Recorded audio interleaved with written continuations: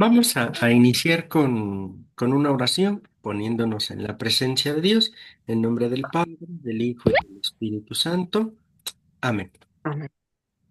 Oh alto y glorioso Dios, ilumina las Dios, tinieblas de nuestro corazón, Corazón, danos dame dame verdad, esperanza esperanza cierta, cierta, caridad caridad caridad perfecta, perfecta, perfecta, sentido y sentido y conocimiento, Señor, conocimiento, Señor, para para que que para cumpla que cumplamos tus cumpla santos y santidad verás y mandamientos. mandamiento. Amén. Amén. mandamiento. Amén. María, trono de sabiduría, ruega Ruega por Ruega nosotros. por nosotros. en el nombre del Padre, del Hijo y del Espíritu Santo. Amén. Amén. Amén. Bueno, vamos a estudiar en estos 2 días, vamos a estudiar a la criatura humana en el testimonio bíblico.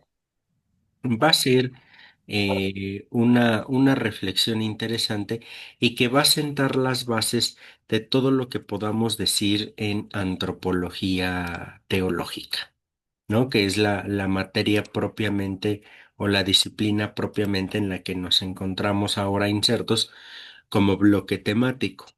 De entrada, hay que decir que en el testimonio bíblico el hombre se presenta en primerísima instancia como criatura de Dios. Aquí, en algunos textos teológicos, sí, teológicos, nos vamos a encontrar con la expresión criatura o criatura de Dios. En algunos textos, esto es indistinto. Por alguna o por otra razón ponen criatura o criatura.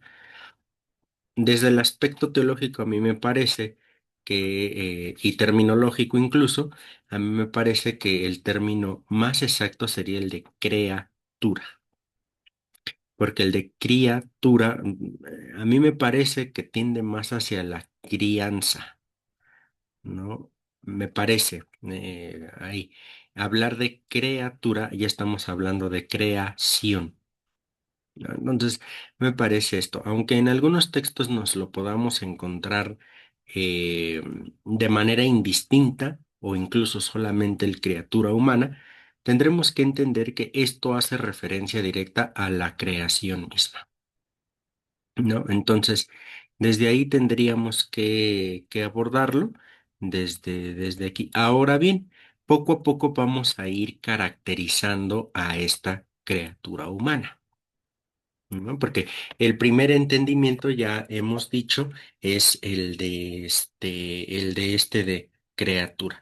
Pero también podemos ir viendo las características de esto.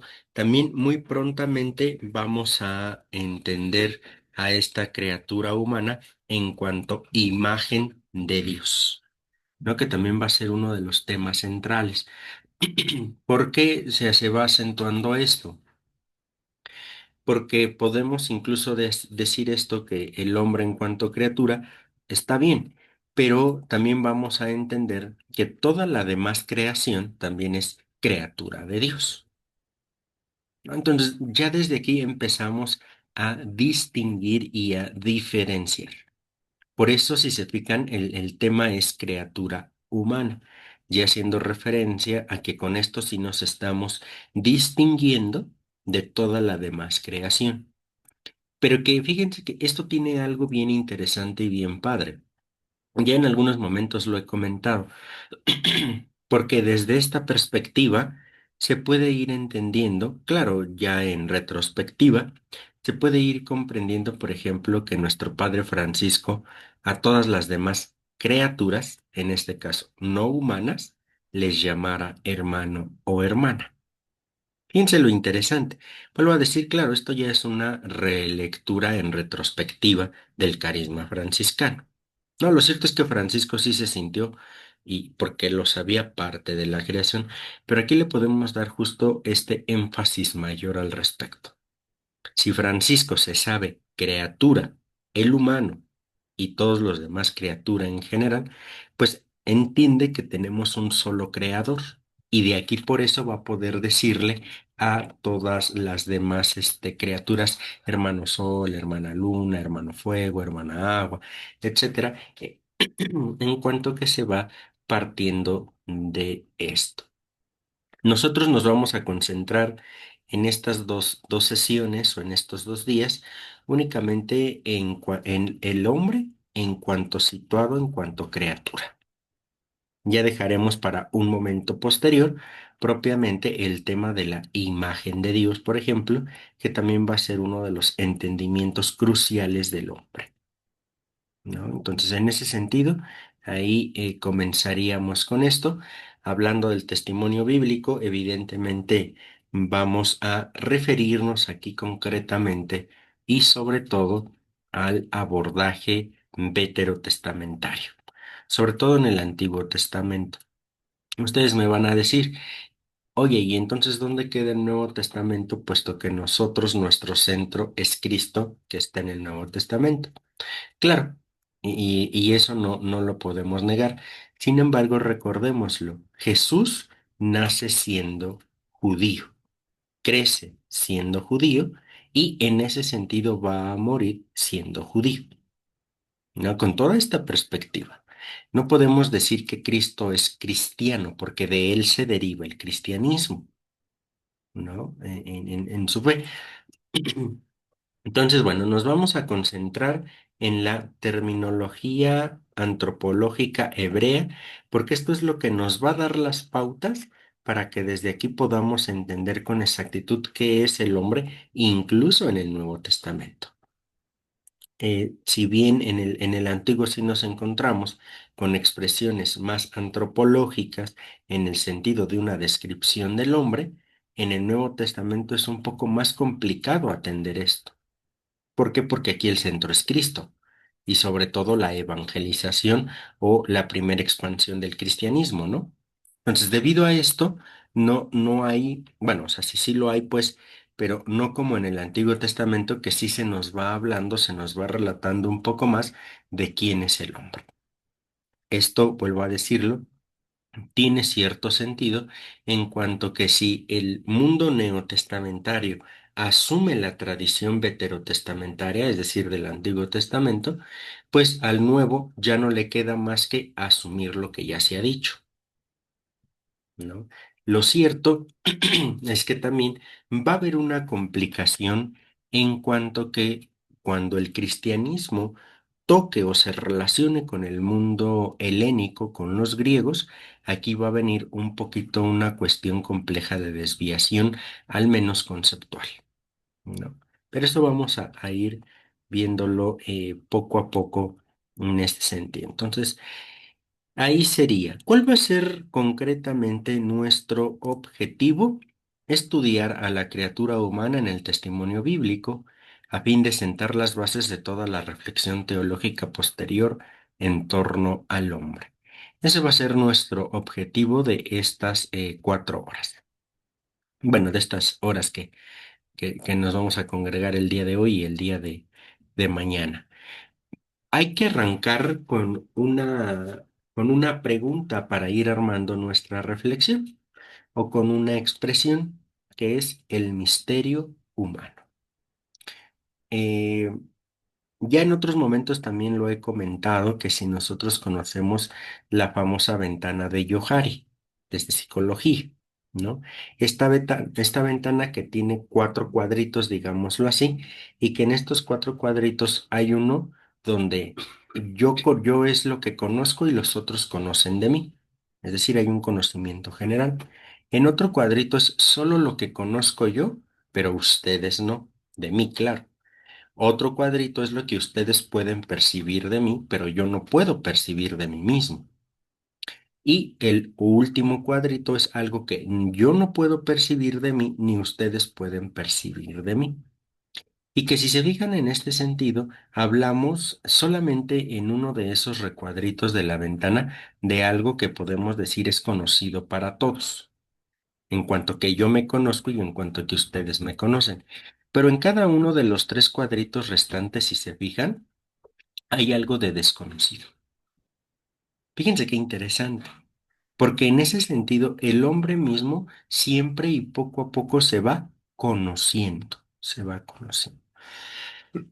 Que nosotros por eso podemos decir el día de hoy, ¿no? Hoy podemos decir, yo puedo decir el día de hoy quién es Iván. pero no puedo decir con exactitud quién va a ser Iván dentro de 5 o dentro de 10 años.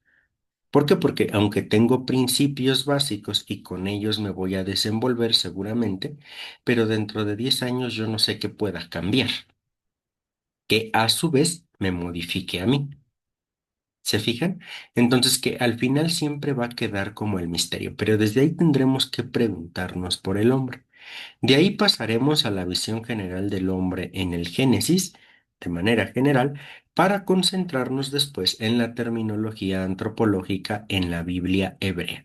Cuando se dice Biblia hebrea nos estamos refiriendo, me estoy refiriendo, a los libros del Antiguo Testamento que están escritos en hebreo, ¿no? A eso se refiere aquí con Biblia hebrea.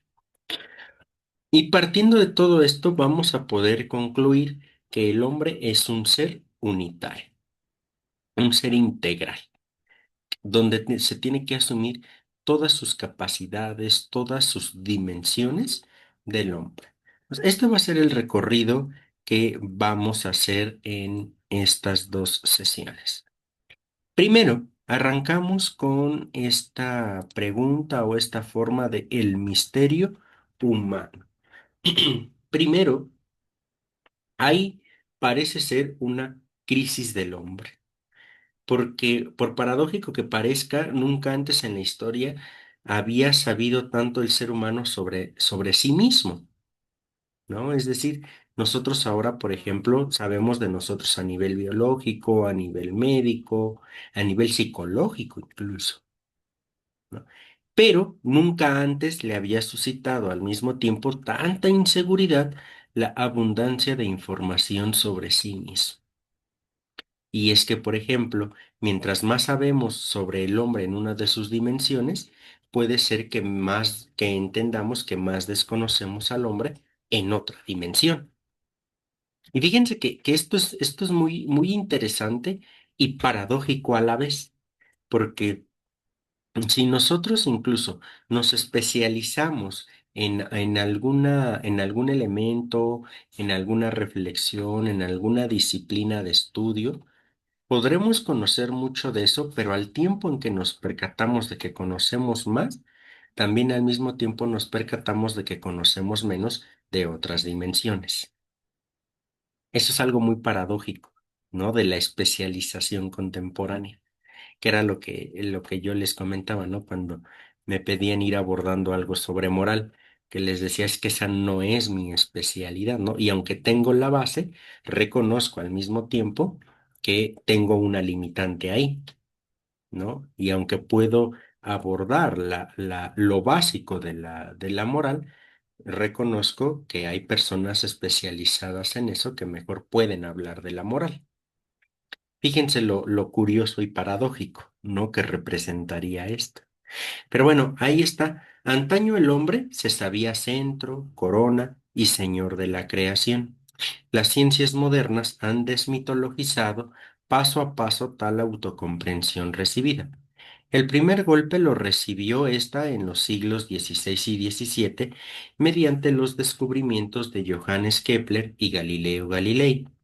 En el siglo XIX llegó el segundo golpe con Darwin y la teoría de la evolución que se fue imponiendo progresivamente. Porque imagínense, hasta este siglo, siglo XVI, siglo XVII, recordemos, se creía que la Tierra era plana, ¿no? Y que después vienen a decir, no, espérame, ¿no? La Tierra no es plana, es redonda. Y además no todo gira alrededor de la Tierra, más bien giramos alrededor del Sol. Nos viene toda una revolución de pensamiento. Y sabemos que hay Kepler, Galileo, Galilei, hay incluso hasta condenas para estos hombres. Porque ¿cómo vienen a decir ahora que la Tierra no es plana y que no todo gira alrededor de la Tierra? Porque el hombre se sentía centro de la creación, ¿no? Y entonces viene este golpe. Tantito más un golpe fuerte con Darwin cuando viene toda esta teoría de la evolución del hombre y que venimos del chango y que quién sabe qué tantas cosas. E imagínense esto sostenerlo frente a la iglesia que dice Dios ha creado al hombre tal cual lo conocemos, pues para la iglesia de este momento, de este contexto, que es lo que se dice, está loco Darwin. ¿Cómo va a venir a decir que salimos del chango? Es ilógico, pero bajo esta perspectiva eclesial, teológica, ¿no? Ahora hay que decirlo, o lo digo desde ahora, se reconoce que nuestro relato del Génesis es un relato etiológico, un relato que intenta explicar de determinada manera nuestro origen. Pero ya los biblistas contemporáneos, ninguno de estos biblistas contemporáneos sostiene que el relato del Génesis es un relato histórico.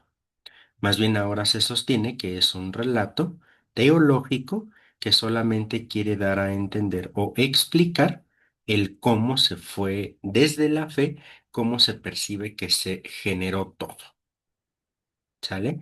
Pero en la época contemporánea, ya la teología, ya la iglesia no sostiene que el relato del Génesis es un relato, bueno, el relato de la creación no es un relato histórico, sino más bien un relato etiológico. Lo etiológico es el origen de las cosas, ¿no? Por ejemplo, ahí tenemos la etimología, ¿no? En la raíz de las palabras, en este caso sería la raíz del discurso, la raíz de la reflexión.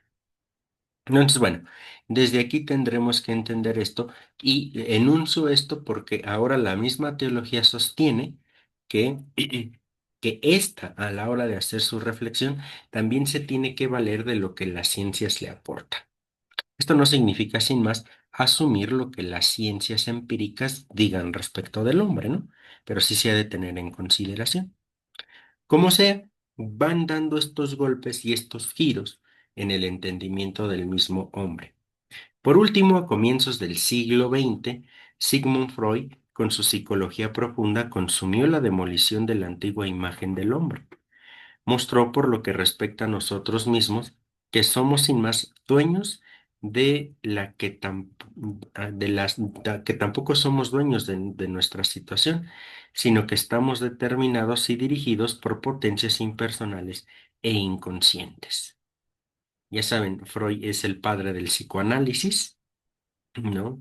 El famoso complejo de Edipo que él maneja, ¿no? Que todos los hombres nos enamoramos de una mujer que expresa la personalidad materna.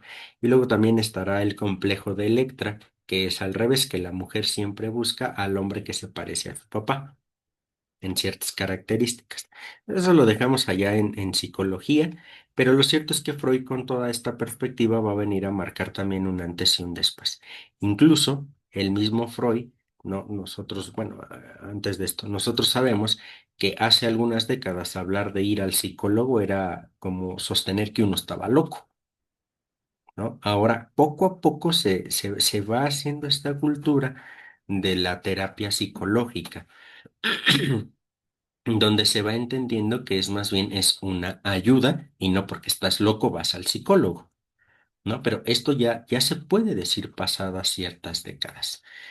El problema de esto es la cuestión de la libertad y la responsabilidad humanas que se plantean con ello de forma nueva. ¿Por qué? Porque si yo no soy dueño porque esa es una perspectiva de Freud que aterriza aquí. Porque Freud va a decir, yo no soy simplemente el dueño de mis circunstancias. Y tiene cierta lógica Freud. ¿Por qué? Porque cuando nosotros nacemos o nacimos, no decidimos en qué familia nacer, en qué contexto, ¿no? Sino que en este sentido fuimos arrojados en cierta familia, en cierto contexto, con ciertas amplitudes ilimitantes también. Y ahí está. Lo interesante de esto es que tendremos que reconocer que sí, nacimos así, pero al mismo tiempo tenemos la posibilidad de modificar nuestro entorno, que ese es el punto crítico para Freud, ¿no? Si nacemos en un contexto y nos queremos quedar simplemente en ese contexto, ahí sí hay una dificultad, porque eso implicaría no querer avanzar, no querer mejorar, ¿no? Y fue otro golpe ahí. Las ciencias modernas, por su parte, han reunido magníficos conocimientos para dar respuesta a la pregunta de ¿qué es el hombre? Pero cuantas más respuestas existen para esta pregunta, tanto menos sabe el ser humano con cuál de ellas identificarse. La pérdida de la dimensión humana de nuestro ser hombre es hoy el gran peligro, pues la pregunta por la condición humana del hombre puede extinguirse, pero la pregunta por sí mismo es lo que hace humano al hombre. Y fíjense, incluso ahora se vuelve todavía un poco más complejo en torno a todos los medios digitales, específicamente las redes sociales. Porque aquí de verdad que hay una dificultad mayor para todo esto, porque las redes sociales de alguna u otra manera van dictando a cierto sector de la sociedad quién es el hombre o cómo tiene que ser el hombre. Y aquí hay una dificultad bien fuerte, porque ¿quién va, ¿cómo es esta palabra? Limitando, no, regulando, ¿quién va regulando todo esto en las redes sociales? No, no, hace poquito no vi si la nota era verdadera o no, y no me acuerdo qué país, creo que en China, una cosa así leí la nota, que ya iban a empezar a, digo, no sé si la nota sea cierta, pero como sea, parece interesante, que que ya iban a empezar a regularizar en redes sociales en ese país quién podía hablar de qué cosas. Porque también ven que en redes sociales, pues cualquier persona puede hablar de cualquier cosa, ¿no? Que también es una dificultad eso. Y la idea era que solamente en redes sociales podía hablar sobre el tema a alguien que ha estudiado el tema o especialista en el tema. Entonces resulta interesante el punto. ¿A qué voy? Más allá de si la nota es verídica o no verídica, pero ¿a qué voy con esto? Que hay que tener mucho cuidado en ese sentido de qué tipo de hombre se nos va dictando en las redes sociales o en los medios de comunicación, ¿no? Como antes les llamábamos, que estos medios de comunicación se veían más acotados al radio y principalmente a la televisión, ¿no? Pero incluso aquí lo podemos seguir viendo, ¿no? Pensemos en las películas, ¿no? Que están en las plataformas digitales o en la televisión abierta, por ejemplo, las novelas o todo esto, todo lo que pasa en la tele, ¿qué tipo de hombre muestra? ¿Qué tipo de mujer muestra? Con cierta figura estética, con ciertos valores, que ya otro tema será si son auténticos o falsos valores. ¿Se fijan cómo se nos va dictando de alguna manera cómo tiene que ser el hombre? Por eso necesitamos ser cautos y armarnos de nuestro criterio para poder decir que sí es el hombre y que no es el hombre. Algo muy, muy interesante, ¿no? Entonces, en la posibilidad de preguntar radica su libertad, que le permite confrontarse con el mundo y consigo mismo y decir yo.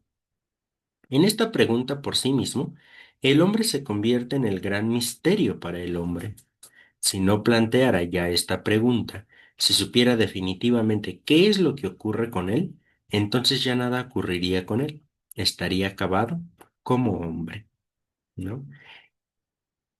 Y incluso nosotros podemos tomar como ejercicio para esta semana esto. Si tuviéramos que decir quién es Iván, quién es Vicky, quién es Sol, quién es Marce, quién es María del Carmen, quién es Pati, ¿qué responderíamos?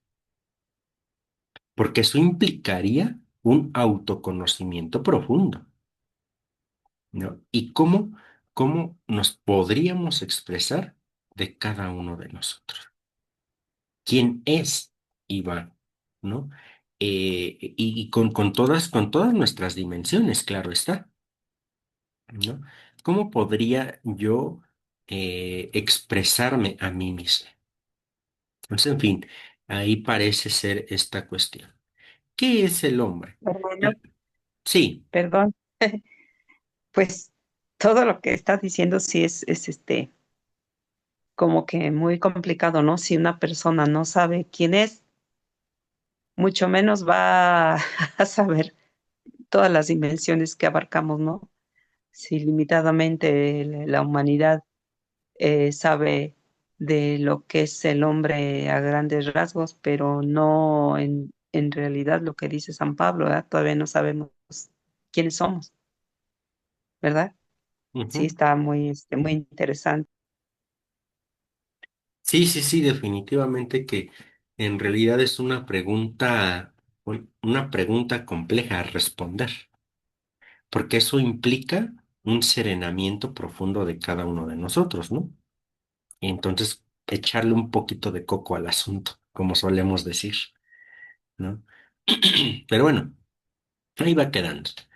Entonces, la respuesta más conocida a la pregunta ¿qué es el hombre? Afirma que este es un ser vivo racional, sobre todo el patrimonio occidental en donde nosotros nos encontramos. Pero hoy ya casi es un tópico de la crítica afirmar que esta definición corre de antemano peligro de descomponer al hombre en dos elementos: el cuerpo, que comparte con todos los demás seres vivos, y el alma racional, que como hombre lo distingue de aquellos. Recuerdan también que bajo esta perspectiva ya habíamos en algún momento dicho que en esta lógica de ideas no podemos sostener que ningún animalito es racional, ¿no? Es decir, que piensa, que es inteligente. ¿Por qué? Porque esta capacidad de raciocinio es propia del hombre.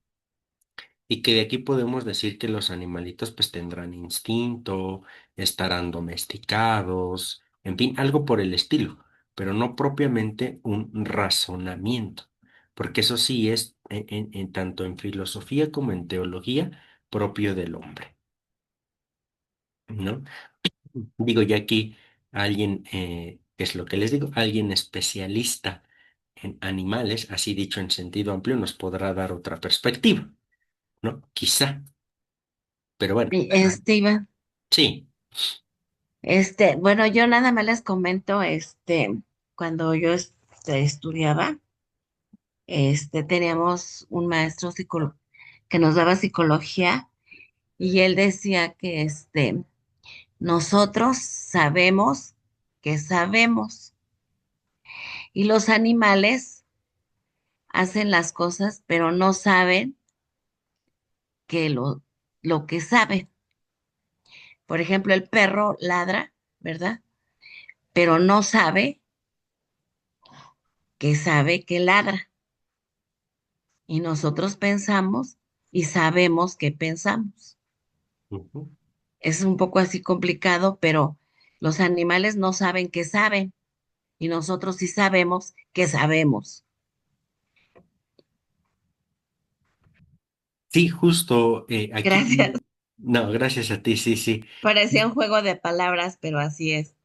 Por eso No, cuando sí. dice, es que los animales son inteligentes, pues son su instinto, pero ellos no saben que saben, ¿verdad? Cuidar a su amo, por ejemplo, pues lo cuidan, pero no saben que saben. Ujú. Sí, sí, Así.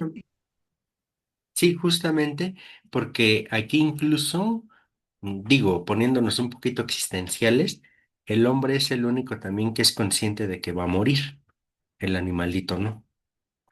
Y fíjense que es bien interesante esto, porque en función de que nos percatamos de que algún día vamos a dejar de vivir.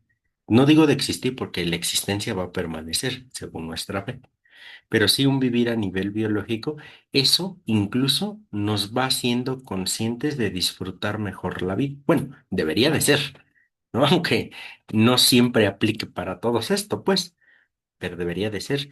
En ese sentido justo, nosotros sí somos conscientes de lo que está pasando, de lo que va a pasar o puede no pasar. Y en ese sentido, ahí también nos posicionamos como distintos a los animales. En fin, aquí está todo esto. En las ciencias humanas actuales reina un amplio consenso sobre la inexistencia de un orden natural fijado en detalle para la conducta ética del hombre. Es el animal aún no fijado, dirá Friedrich Nietzsche, y debe crearse su propio mundo. Así, el hombre no sería un ser natural, sino un ser cultural. La historia muestra que el hombre es asombrosamente diverso y transformable.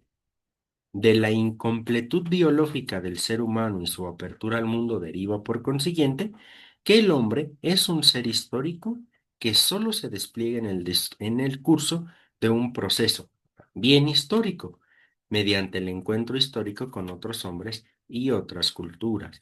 El hombre es el Homo viator, el hombre que está en camino. ¿Cómo se llama este artista que canta esta de Caminante no hay camino, se hace camino al andar? ¿No? Juan Manuel Joan, Serrat, Joan Manuel Serrat. Joan Manuel Serrat, sí. ese pues, ¿no? Que es justo aquí el punto, ¿no? No, claro, se hace un camino al andar. ¿Por qué? Porque uno mismo va andando ese camino y al mismo tiempo lo va haciendo. Que claro, en el horizonte podemos tender, yo quiero llegar allá y pues ahí va caminando uno, ¿no? Pero que justamente en qué sentido se hace camino, pues cuando andamos. Y nosotros sabemos, en el monte o en cualquier otro lugar, a medida en que se está pasando constantemente por un lugar, incluso, y de ahí, bueno, es como tomada la expresión, se hace camino al andar, ¿no? En fin, aquí está todo esto. Sin cesar en camino es el ser del anhelo y esperanzas infinitos. Desde el giro de la modernidad ya no se considera al hombre en el marco de un orden natural previamente dado, sino que se le ve la naturaleza como mundo de la vida, como material y campo de actividad del hombre. Por eso, la modernidad no quiere determinar la esencia del ser humano como naturaleza, sino como libertad. Y ahí está también Jean-Paul Sartre, que va a decir que estamos condenados a ser libres. Sartre va a decir esto. Porque cuando no decidimos, estamos decidiendo no decidir, ¿no? Y que diría María del Carmen, como hace ratito, ¿no? Parece a juego de palabras, pero es la verdad, ¿no? Si yo no quiero decidir, estoy decidiendo no decidir, aunque otra persona tome la decisión y pueda yo decir, no, es que Vicky tomó la decisión. Pues sí, Iván, pero pues tú dijiste que no querías decidir y de alguna manera decidiste eso. Entonces, que estamos condenados a ser libres. Ahí las palabras que ocupa este filósofo existencialista, ¿no? Pero que a final de cuentas es cierto. Hagamos o no hagamos, ¿quién decide? Nosotros, ¿no? Fíjense qué interesante esto. Sobre todo para cuando se suele decir esto de las famosas tentaciones y demás de todo, pues sí, se pueden generar estos ambientes donde se puede propiciar para hacer algo no debido, según nuestra fe. Pero en última instancia también, ¿quién termina decidiendo? Nosotros, ¿no? Entonces, bueno, ahí también va quedando. Hermano, es Sí, que ahí ya estamos usando el conocimiento que Dios nos ha dado. Estamos, estamos decidiendo qué hacer con ese conocimiento. Por ejemplo, ¿no? A alguien se le pierde su cartera y yo digo, pues ahí ya hago conocimiento pues el dinero me sirve para esto, pero yo decido si lo tomo para mí o lo tomo y lo entrego, porque ahí ya es que estoy haciendo conocimiento de mi conciencia, ¿verdad? Y con la voluntad, ¿lo hago o no lo hago? Yo decido. sí, porque aquí vamos a tener esta libertad, claro, y decidir sí, ¿no? En función también de nuestra fe cristiana. ¿No? También ahí el otro elemento. Bien, sin embargo, los límites de la comprensión moderna del ser humano se hacen en la actualidad más y más patentes. Hoy no experimentamos solo el poder del hombre, sino sobre todo su impotencia ante la realidad considerada ya solo como objeto de explotación tecnológica por el hombre, material para la planificación y configuración tecnológica, que además devuelve el golpe. Que era un poquito lo que les decía, ¿no? Que incluso muchos antropólogos, filósofos y demás, como que ponen también un poquito en tela de juicio la inteligencia artificial. Pensemos, por ejemplo, que esto también se los he comentado, ¿no? Cuando nosotros buscamos algo en Internet, una impresora, por decir algo, y luego nos metemos a nuestras redes sociales, aparece como si le dijimos a Facebook, enséñame impresoras porque quiero comprar una. De manera casi inmediata nos empiezan a aparecer todos estos anuncios, ¿no? ¿Y quién controla eso?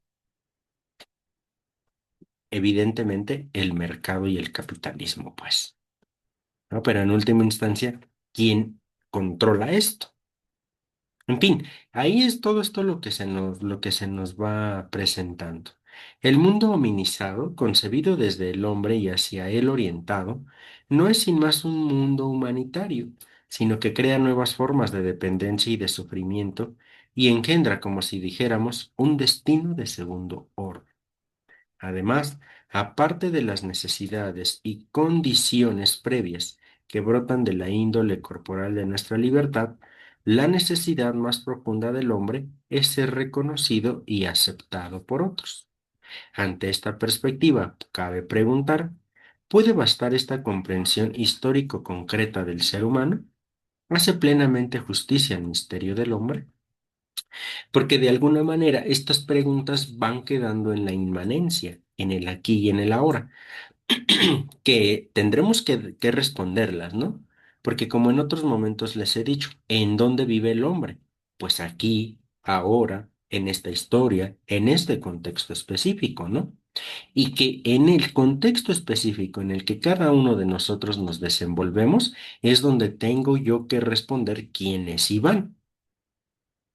No podemos dejar de lado este contexto. Lo inmanente, lo que está aquí, lo que podemos palpar, está a mano. Pero también, por otro lado, no podemos oscurecer u olvidar la dimensión trascendente. Al menos no nosotros cristianos, ¿no? También tenemos que pensar en esa dimensión trascendente. Claro, por supuesto, aquí y ahora tengo que transformar mi entorno. Tengo que hacerlo de la mejor manera para que yo pueda vivir de la mejor manera en este contexto, ¿no? Por supuesto que sí, pero también teniendo en cuenta que esta realidad, si bien la tengo que construir como hijo de Dios para vivir como hijo de Dios, también tenemos que tener en cuenta que existe esta dimensión trascendente, que incluso se convierte en el modelo o debería de convertirse en el modelo de nuestra perspectiva inmanente. Y que ahí es en donde encontramos relación entre lo que también se suele expresar entre esta vida y la otra vida. Debe de haber relación, ¿no? Porque si no estaríamos haciendo o dividiendo al hombre de una manera muy grave. Por eso se habla de grandeza y de miseria del hombre. Las reflexiones previas nos han mostrado la grandeza y a la vez la miseria humana. La grandeza del hombre radica en que trasciende todo lo existente. Y fíjense, nosotros siempre tenemos este deseo de trascender. ¿En qué lo podemos ver? Por ejemplo, en los hijos mismos, ¿no? Los hijos ya son una forma de trascender, porque incluso se suele, o se solía, por lo menos se solía, se suele decir, ¿no? Esto de querer tener hijos varones para que el apellido perdure, ¿no? Que eso se escucha un poquito menos, además por la perspectiva ahora de no querer tener hijos, pues, ¿no? Y todo el contexto que ahora se va generando. Pero, que antiguamente se escuchaba mucho eso, ¿no? Ah, no, yo quiero tener un varón. ¿Por qué? Porque eso implica la trascendencia o la permanencia de mi apellido, ¿no? Entonces, ahí está. Otra forma de trascender, hacer algo para la humanidad, ¿no? Dejar un libro, hacer alguna asociación. Y también la trascendencia, ¿saben en dónde la encontramos? En el trato diario con otras personas. Fíjense qué interesante. Pero ahí queremos trascender, queremos permanecer, ¿no? En el mismo trato con las otras personas. Ahí está. Em, el hombre sobrepasa al hombre infinitamente. Su miseria consiste, sin embargo, en que en ellos se experimenta misericordia inserto en la realidad existente. Pero justo en su miseria cobra el ser humano una vez más conciencia de su grandeza. Que fíjense, yo sé que estoy puesto para trascender, pero al mismo tiempo me doy cuenta que la alergia no me deja, ¿no? Me limita, me agota, ¿no? Porque me baja la energía, pero yo quiero trascender. Me doy cuenta de la posibilidad de grandeza que tengo, pero al mismo tiempo de mi limitante humana. Y tengo que aprender a moverme en estos dos ámbitos. Digo, ahorita es la alergia, ¿no? Podremos hablar de una enfermedad, podremos hablar de alguna situación imprevista, lo que ustedes quieran, ¿no? Que nos dice, hey, acuérdate, ¿no? Eres humano, no puedes simplemente todo en la vida, ¿no? Y bueno, ahí está, no puedes todo en la vida en el sentido de tenerlo absolutamente todo. A eso me refiero, ¿no? Porque recuerden, mientras nos esforcemos para nuestras metas, nuestra felicidad, por supuesto que lo vamos a lograr, ¿no? Pero bueno, la posición ontológica del ser humano es, pues, el medio entre los extremos. El hombre es el ser del límite entre la naturaleza y el espíritu, entre el tiempo y la eternidad, entre Dios y el mundo. Así el hombre es un enigma y un misterio. En esta apertura e indecisión se funda la libertad humana. Aquí nos hallamos ante el más profundo misterio y la verdadera paradoja del ser humano. La experiencia de la grandeza está asociada a la experiencia de la miseria. ¿Y saben en dónde podemos ver tanto la miseria como la grandeza del hombre? En Jesucristo. Y ahí está, he aquí al hombre, cuando lo llevan ante Pilatos, ¿no? Aquí está el hombre. De ahí se toma la expresión el ecce homo. Ecce homo significa aquí está el hombre. Y fíjense porque ¿en dónde podemos ver la miseria humana en Jesús de Nazaret? En la crucifixión. Pero al mismo tiempo, ¿dónde podemos ver la grandeza humana en Jesús de Nazaret? En su resurrección. Entonces, ahí nos encontramos miseria y grandeza, grandeza y miseria, cruz, resurrección, resurrección, cruz, porque acuérdense también, ¿no? Yo no puedo resucitar si no he muerto, pero la muerte, al menos con Jesús, no ha dicho la última palabra, sino que la ha dicho la resurrección. Entonces, bueno, ahí está toda esta expresión del misterio humano en este sentido. ¿No?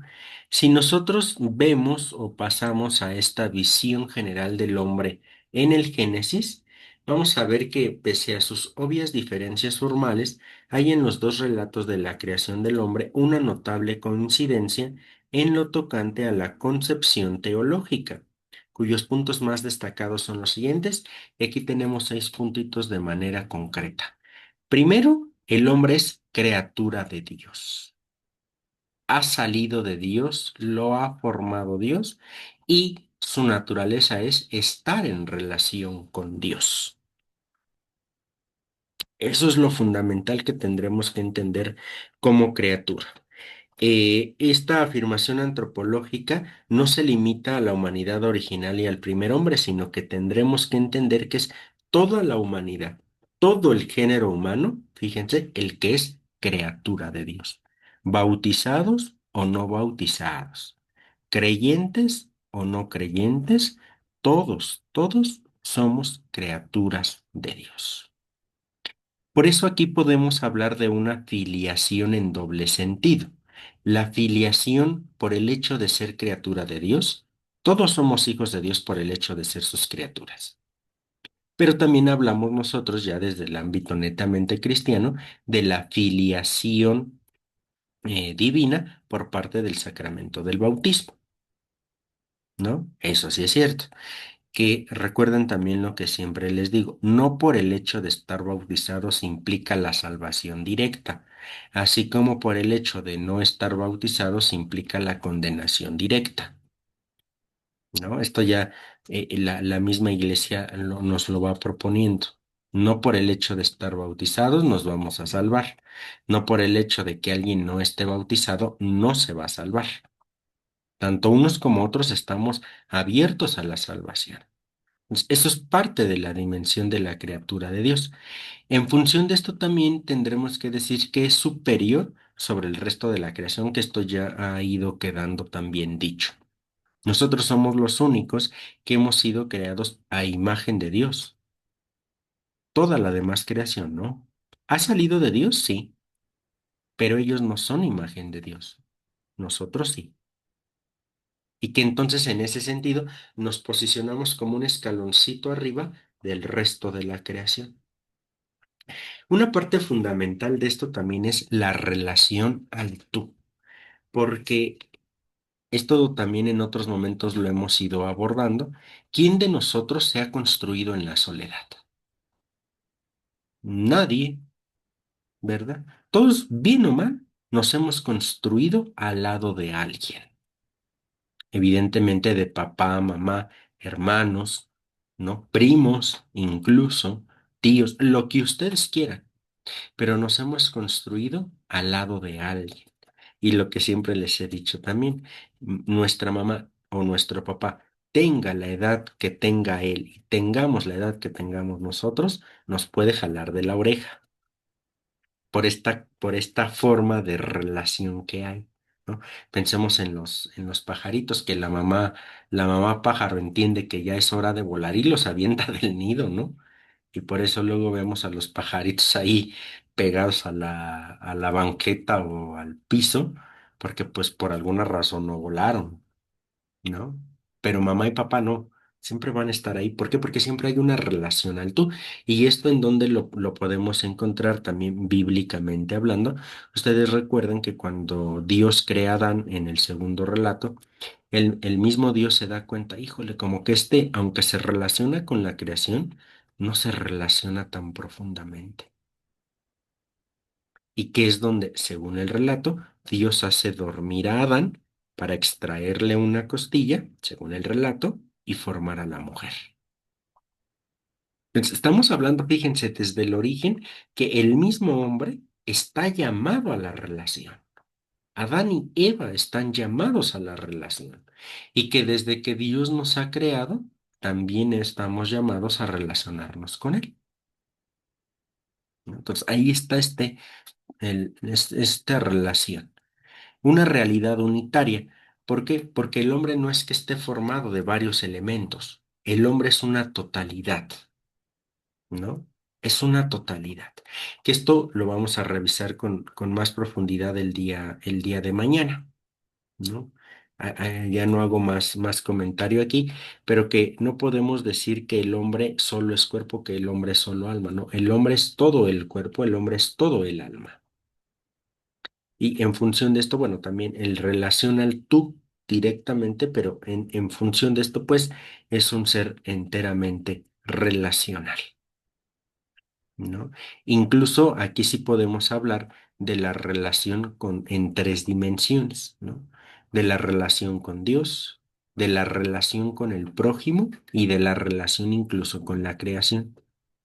Y ahí yo comenzaba, bueno, uno de los comentarios primeros que hacía en esta noche era a Francisco de Asís, ¿no? Él se entiende completamente relacionado incluso con la creación, no solo con los seres vivos, el hermano perro, el hermano lobo, etcétera, sino incluso con lo que aparentemente no está vivo, como el agua, ¿no? En fin, tiene esta capacidad de relación. Y cuando hablamos del hombre, esto también lo suelo insistir mucho, cuando hablamos del hombre estamos hablando en realidad de la humanidad toda, ¿no? Aquí no hablamos del hombre varón, aquí hablamos del hombre en cuanto humanidad total. Adán, en el relato del Génesis, que ya dijimos no es histórico, sino teológico, va a representar a toda la humanidad. La misma Eva significa madre de todos los vivientes. Adán, lo vamos a ver el día de mañana, proviene del Adamaj, que es tal cual humanidad. Pero al paso del tiempo, bueno, se fue haciendo nombre propio y esto fue haciendo entender que Adán era un ser histórico, ¿no? Pero bueno, vamos dejando hasta aquí nuestra sesión de, bueno, al menos de mi parte, expositiva. Y estas características, el hombre es criatura de Dios, es superior al resto de la creación, es relacional tú y en ese sentido es un ser relacional en su totalidad. Es una realidad unitaria, no está fragmentado, es integral y cuando hablamos del hombre hablamos de la humanidad total. ¿Sale? Hasta aquí mi participación a modo de ponencia propiamente. Comentarios, preguntas, cómo ven este arranque antropológico?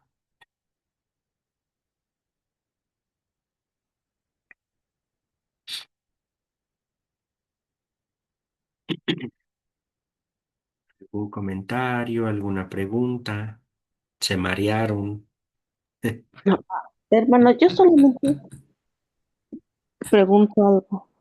Cuando dice no es bueno que el hombre esté solo, voy a hacerle un auxiliar a su semejanza. Bueno, eso así lo dice la Biblia latinoamericana.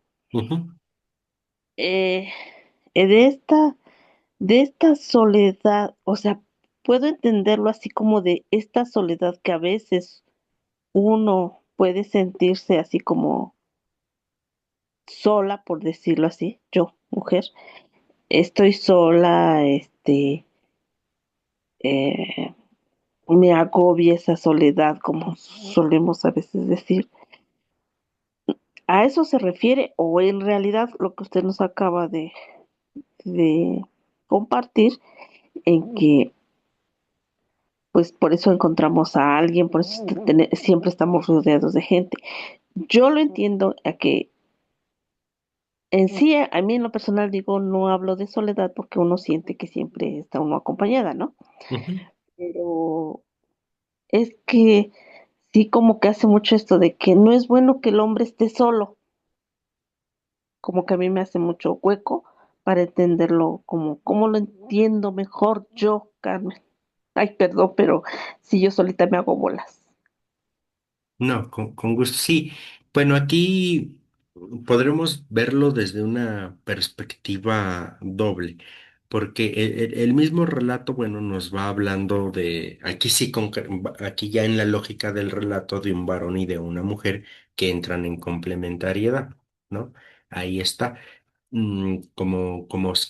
queriendo ser como muy textuales en el relato, pero al mismo tiempo tendremos que decir que esta cercanía o esta relación con alguien no implica forzosamente el estar relacionado con alguien como pareja.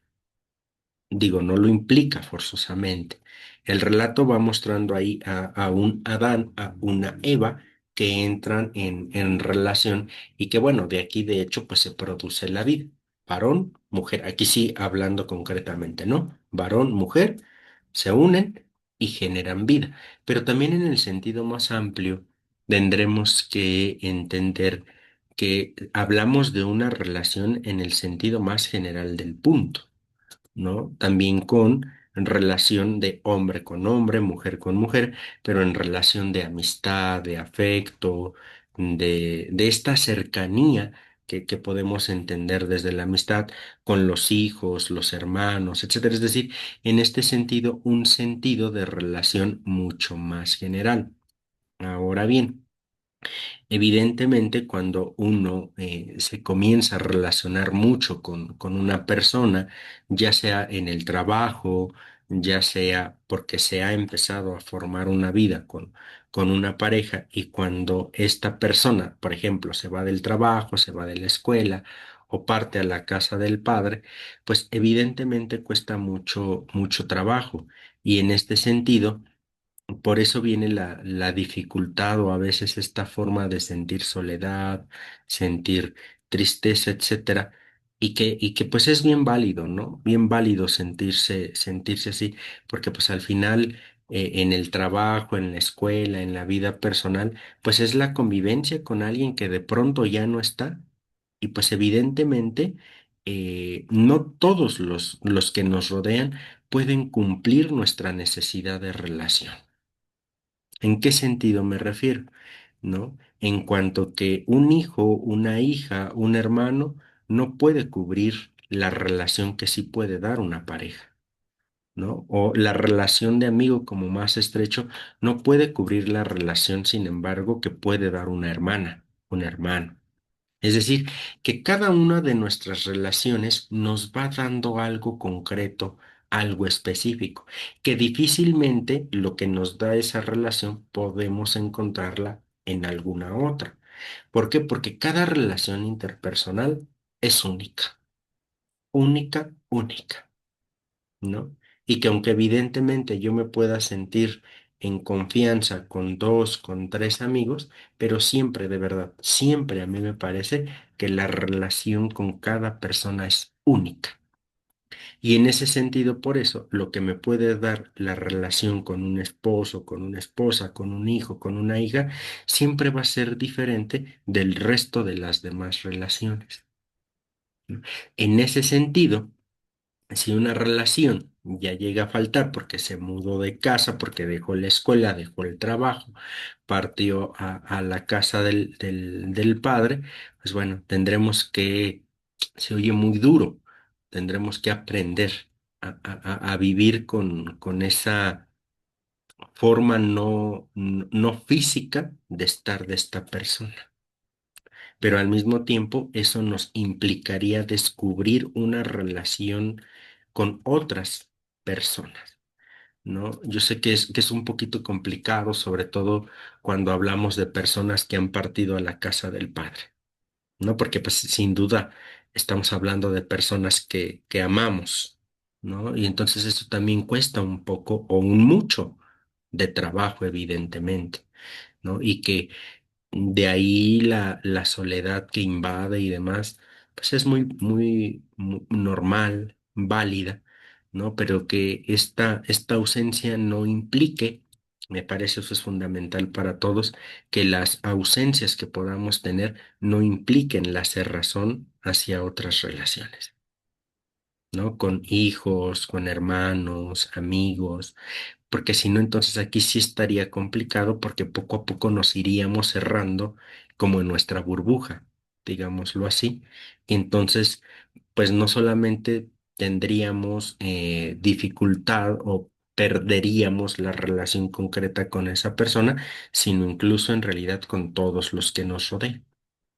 ¿No? Entonces, hablamos aquí, sí, de la relación hombre-mujer desde el relato del Génesis, pero en un sentido amplio en la relación con todos los que nos rodean y que de alguna u otra manera vamos comenzando a generar más confianza, más intimidad, más formas de relacionarnos distintas, ¿no? Podríamos decirlo así.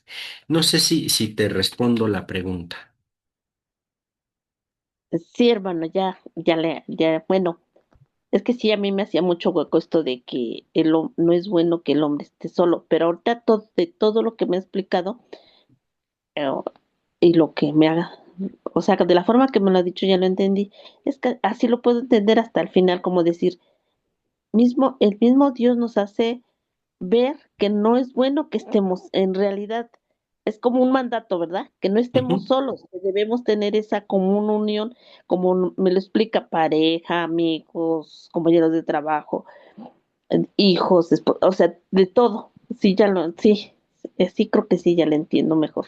Gracias. Con mucho gusto, hermana. Sí, sí. Y que por eso les digo, ¿no? ¿Qué hombre se construye solo? ¿No?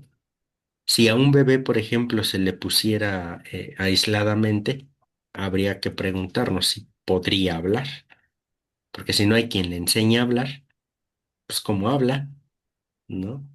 En fin, ahí va quedando todo esto, nos vamos construyendo en la relación. Que fíjense, incluso a veces cuando hay relación muy estrecha con ciertas personas y demás, y cuando surge un chiste que nadie más entiende, decimos, ah, es que es chiste local. ¿Eso qué significa? Que solamente un grupo de personas entendemos el chiste. ¿Por qué? Porque de alguna u otra manera estamos más relacionados que el resto de compañeros que puede haber alrededor.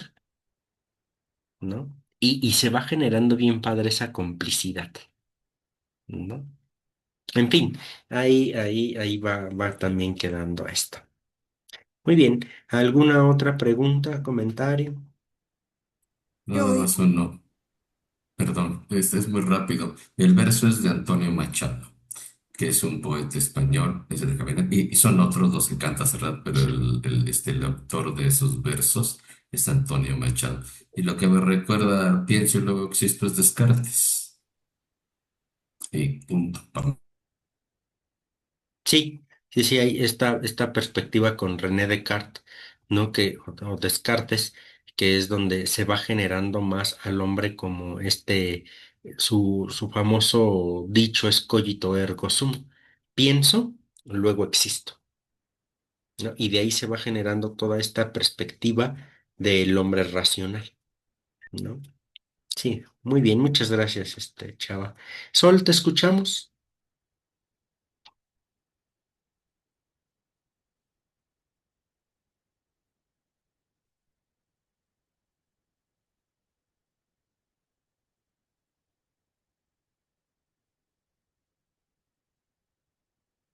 Perdón porque se me había borrado. Este, Iván, Sí, ¿qué pasa con todas las sectas que ha habido desde hace muchos siglos, desde San Agustín, Calvino y etcétera, etcétera, todas las sectas que han habido que no creen en Dios?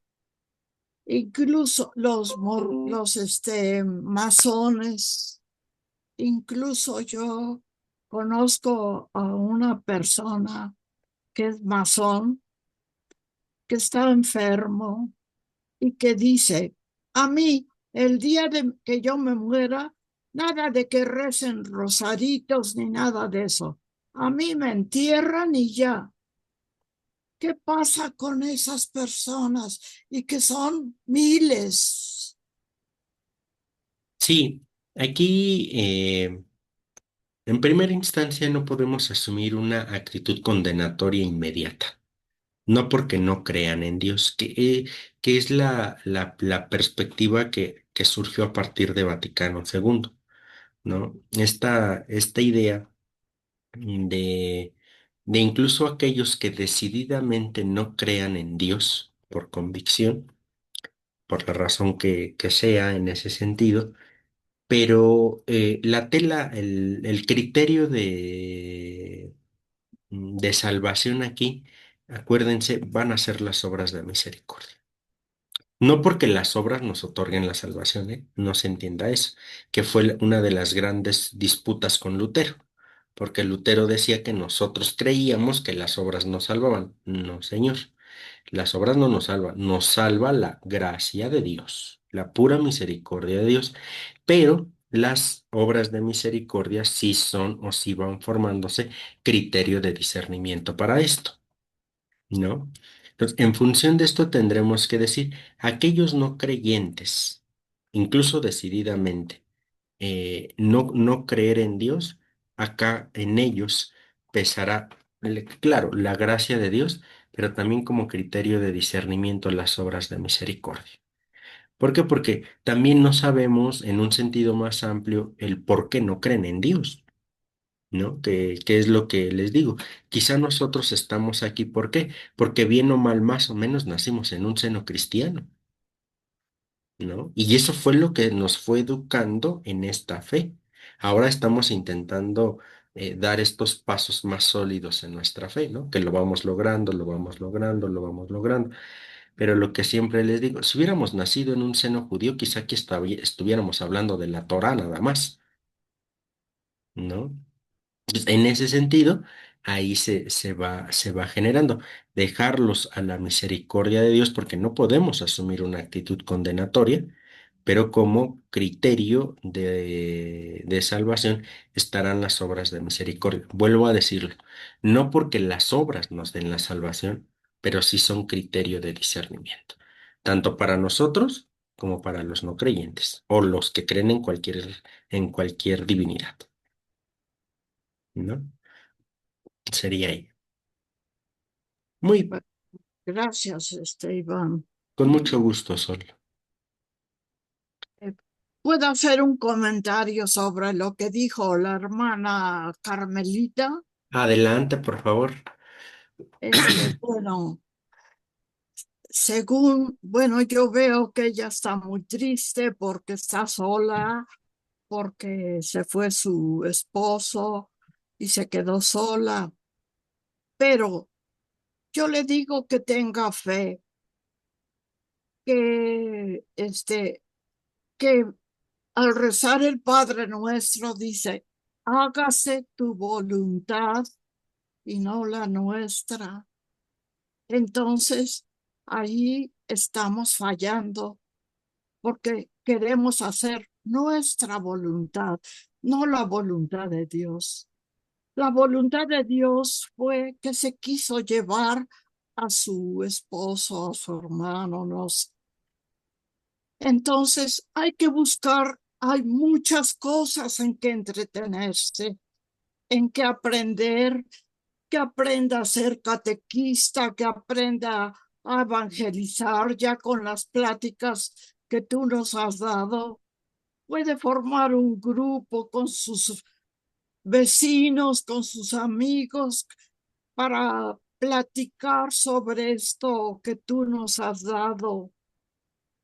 Además, esa frase que ella dice, que no es bueno que el hombre esté solo, es veterotestamentaria.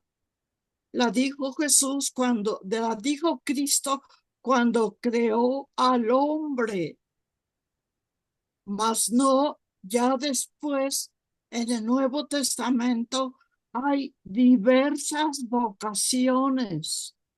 Cada uno es libre. No a fuerza todos tienen que casarse. No, hay muchas vocaciones para monjas, simplemente para vivir solos. Entonces, no podemos apegarnos a esa frase que dijo Cristo al crear al hombre, sino que veamos en la actualidad cuánta gente está sola, las monjitas de vida activa, de vida contemplativa, o simplemente dedicadas a la predicación de la palabra. Hay muchísimas. Entonces, hermanita Carmelita, yo te pido que le pidas al Espíritu Santo que te ilumine para aceptar la voluntad de Dios. Esa es mi sentimiento acerca de ella, porque la veo muy triste, muy sola. Eso es todo. Muchas Gracias. Perdón, hermano. adelante. No, solo le decía a la hermana, gracias por este consejo. Lo voy a tomar en cuenta. Gracias. Sí, Carmelita. Y de igual Gracias. manera, Carmelita, sabes que cuentas con nosotros para lo que llegues a necesitar. Con mucho gusto te escuchamos, te estamos contigo. Sábete querida y en relación con nosotros. Sí, hermano, sí me siento querida por todos. Gracias. Te Porque sí. queremos, Carmelita. Gracias, hermanita. También te quiero mucho. A distancia. Gracias. Muy bien, pues vamos dejando hasta aquí nuestra sesión. El día de mañana nos vemos también a las 9 de la noche para continuar con nuestra reflexión.